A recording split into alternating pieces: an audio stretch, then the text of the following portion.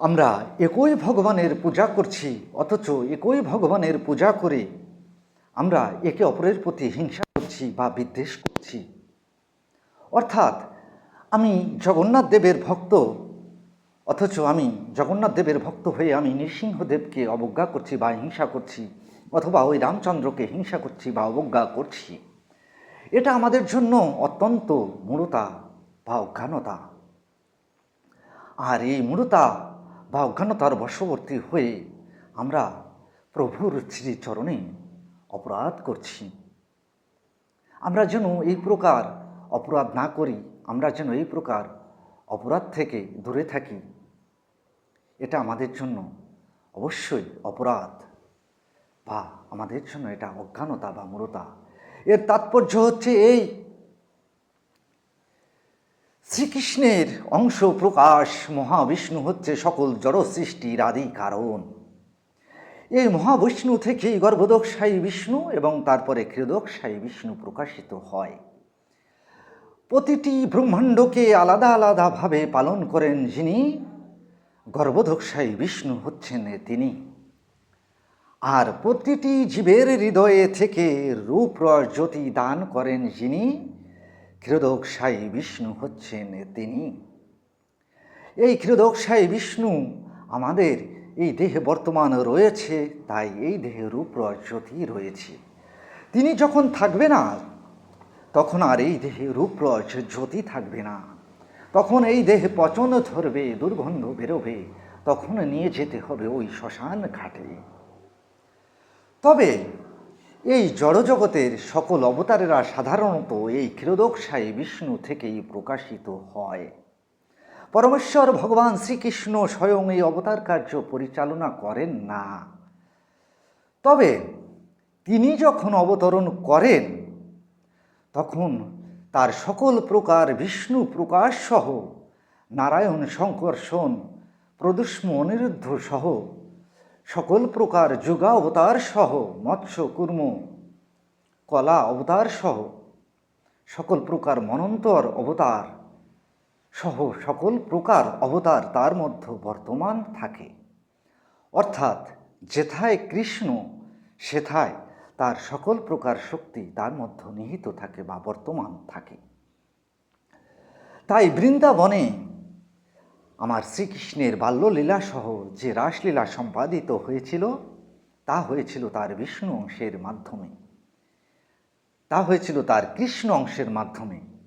আর অসুর সংহারের যে লীলা সম্পাদিত হয়েছিল, তা হয়েছিল তার বিষ্ণু অংশের মাধ্যমে। তাই যেথায় কৃষ্ণ সেথায় তার সব শক্তি বর্তমান। আর এজন্যই এই জড়জগতের সকল অবতারেরা, নৃসিংহ বলেন, রাম বলেন, অন্যান্য বুদ্ধদেব সহ সকল অবতারেরা সাধারণত ওই বিষ্ণু থেকেই প্রকাশিত হয়েছে।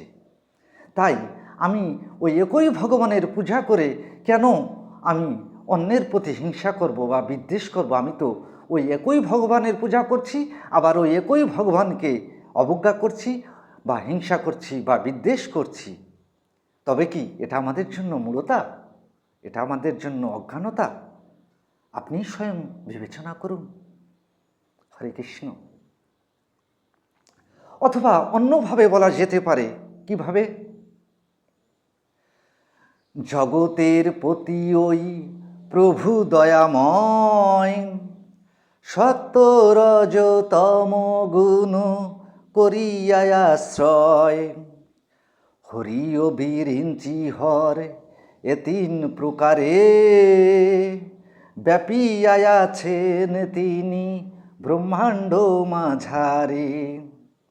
অর্থাৎ জগতের প্রতি ওই প্রভু দয়াময়, প্রভু দয়াময় অর্থাৎ আমার অনাদিরাদি গোবিন্দ, তিনি নিজেকে বিস্তার করে কি করলেন? সত্য রজতম গুণ করিয়া আশ্রয়, হরি ও বিরিঞ্চি হর। বিরিঞ্চি মানে সৃষ্টিকর্তা ব্রহ্মা। অর্থাৎ তিনি বিষ্ণু রূপে সত্যগুণকে পরিচালনা করছেন, আবার ব্রহ্মা রূপে তিনি রজগুণকে পরিচালনা করছেন, আবার শিবরূপে তিনি তমোগুণকে পরিচালনা করছেন। তিনি তমোগুণকে পরিচালনা করছেন তবে তিনি তমোগুণী নন, কেননা একজন পরম বৈষ্ণব কদাপি তমোগুণী হতে পারেন না। তবে এই তমোগুণের অধীশ্বর হচ্ছে কে, সে কথাই বলছি। আমার সৃষ্টিকর্তা ব্রহ্মা তার পুত্রদিগকে বিবাহ করার জন্য উপদেশ প্রদান করলেন, কিন্তু পুত্রগণ বিবাহ প্রস্তাবে রাজি না হওয়াতে আমার সৃষ্টিকর্তা ব্রহ্মা প্রচণ্ডভাবে ক্রোধ করেছিলেন এবং তার ক্রোধ থেকে একাদশ রুদ্রের জন্ম হয়েছিল বা প্রকাশ হয়েছিল। এই একাদশ রুদ্রই, কালাগ্নি নামের এই একাদশ রুদ্রই হচ্ছে তমোগুণের অধীশ্বর। আর এই তমোগুণের অধীশ্বর এই একাদশ রুদ্রকেই আমার দেবাদিদেব ভোলানাথ তিনি গ্রহণ করেছিলেন বা ধারণ করেছিলেন। এজন্যই বলা হয়েছে যে এই একাদশ রুদ্রই হচ্ছে তমোগুণের অধীশ্বর।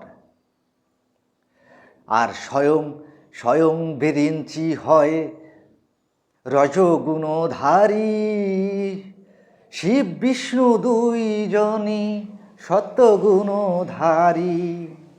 তাই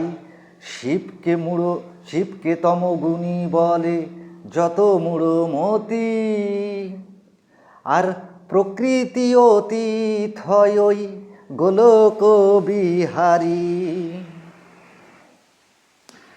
তাহলে আমার সেই অনাদিরাদি গোবিন্দ বা বিষ্ণু, তিনি বিষ্ণু রূপে সত্যগুণের পরিচালনা করছেন, আবার ব্রহ্মা রূপে তিনি রজগুণকে পরিচালিত করছেন, আবার শিবরূপে তিনি ওই তমোগুণকে পরিচালিত করছেন। অর্থাৎ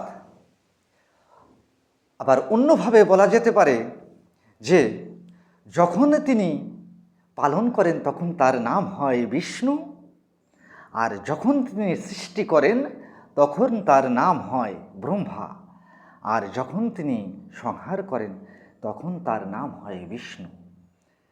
তাহলে যেই বিষ্ণু সেই শিব আর সেই ব্রহ্মা, এই তিনজন যখন আবার এক হয় তখন ওই কৃষ্ণ রূপেই সমুদিত হয়, অথবা ওই ত্রিনাথ রূপেই সমুদিত হয়, অথবা ওই ওঙ্কার রূপেই সমুদিত হয়।